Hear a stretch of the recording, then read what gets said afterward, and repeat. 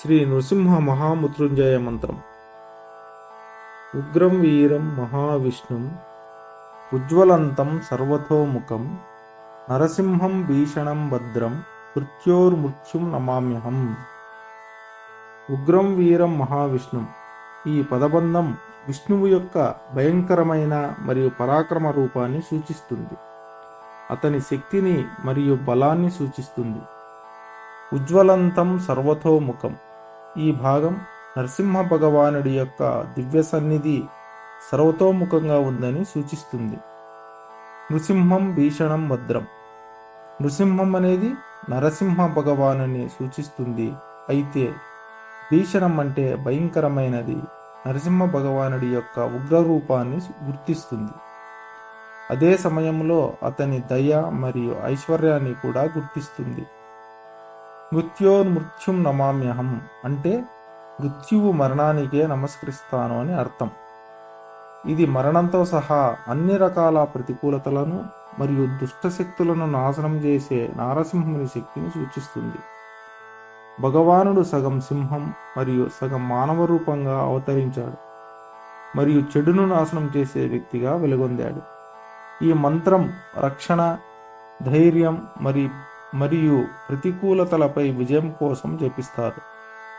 మంత్రం శక్తివంతమైనదా లేదా అనేది ఆత్మశ్రేయమైనది మరియు వ్యక్తి యొక్క విశ్వాసం, నమ్మకం మరియు వ్యక్తిగత అనుభవాలపై ఆధారపడి ఉంటుంది. ఏదైనా మంత్రాన్ని గౌరవంగా మరియు చిత్తశుద్ధితో సంప్రదించడం, దాని ప్రాముఖ్యతను అర్థం చేసుకోవడం మరియు సరైన ఉచ్చారణ, మంచి ఉద్దేశంతో జపించడం చాలా ముఖ్యం. ఈ మంత్రాన్ని నిత్యం 108 సార్లు జపించినట్లయితే అనారోగ్య బాధలు, అపమృత్యు దోషాలు తొలగి దీర్ఘాయుష్యు లభిస్తుందని శాస్త్రవచనం. ఉగ్రం వీరం మహావిష్ణుం ఉజ్వలంతం సర్వతోముఖం నరసింహం భీషణం భద్రం మృత్యోర్మృత్యుర్నమామ్యహం. ఉగ్రం వీరం మహావిష్ణుం ఉజ్వలంతం సర్వతోముఖం నరసింహం భీషణం భద్రం మృత్యోర్మృత్యుర్నమామ్యహం. ఉగ్రం వీరం మహావిష్ణుం ఉజ్వలంతం సర్వతోముఖం నారసింహం భీషణం భద్రం మృత్యోర్మృత్యుర్నమామ్యహం. ఉగ్రం వీరం మహావిష్ణుం ఉజ్వలంతం సర్వతోముఖం నరసింహం భీషణం భద్రం మృత్యోర్మృత్యుర్నమామ్యహం. ఉగ్రం వీరం మహావిష్ణుం ఉజ్వలంతం సర్వతోముఖం నరసింహం భీషణం భద్రం మృత్యోర్మృత్యుర్నమామ్యహం. ఉగ్రం వీరం మహావిష్ణుం ఉజ్వలంతం సర్వతోముఖం నరసింహం భీషణం భద్రం మృత్యోర్మృత్యుర్నమామ్యహం. ఉగ్రం వీరం మహావిష్ణుం ఉజ్వలంతం సర్వతోముఖం నరసింహం భీషణం భద్రం మృత్యోర్మృత్యుర్నమామ్యహం. ఉగ్రం వీరం మహావిష్ణుం ఉజ్వలంతం సర్వతోముఖం నారసింహం భీషణం భద్రం మృత్యోర్మృత్యుర్నమామ్యహం.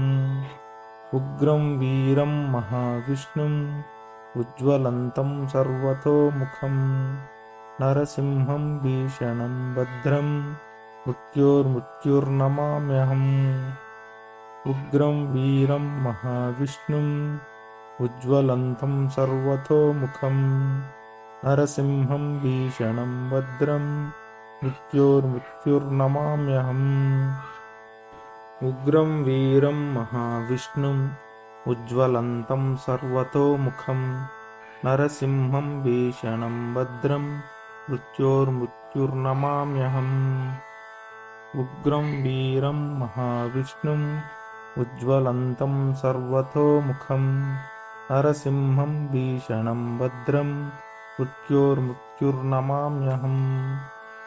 ఉగ్రం వీరం మహావిష్ణుం ఉజ్వలంతం సర్వతోముఖం నారసింహం భీషణం భద్రం मृत्योर्मृत्युर्नमाम्यहम् उग्रं वीरं महाविष्णुम् उज्ज्वलन्तं सर्वतोमुखं नरसिंहं भीषणं भद्रं मृत्योर्मृत्युर्नमाम्यहम् उग्रं वीरं महाविष्णुम् उज्ज्वलन्तं सर्वतोमुखं नरसिंहं भीषणं भद्रं मृत्योर्मृत्युर्नमाम्यहम् उग्रं वीरं महाविष्णुम् उज्ज्वलन्तं सर्वतोमुखं नरसिंहं भीषणं भद्रं मृत्योर्मृत्युर्नमाम्यहम् उग्रं वीरं महाविष्णुम् उज्ज्वलन्तं सर्वतोमुखं नरसिंहं भीषणं भद्रं मृत्योर्मृत्युर्नमाम्यहम् उग्रं वीरं महाविष्णुम् उज्ज्वलन्तं सर्वतोमुखं नारसिंहं भीषणं भद्रं मृत्योर्मृत्युर्नमाम्यहम् उग्रं वीरं महाविष्णुम् उज्ज्वलन्तं सर्वतोमुखं नरसिंहं भीषणं भद्रं मृत्योर्मृत्युर्नमाम्यहम् उग्रं वीरं महाविष्णुम् उज्ज्वलन्तं सर्वतोमुखं नरसिंहं भीषणं भद्रं मृत्योर्मृत्युर्नमाम्यहम् उग्रं वीरं महाविष्णुम् उज्ज्वलन्तं सर्वतोमुखं नरसिंहं भीषणं भद्रं उग्रं वीरं महाविष्णुम् उज्ज्वलन्तं सर्वतोमुखं नरसिंहं भीषणं भद्रं मृत्योर्मृत्युर्नमाम्यहम्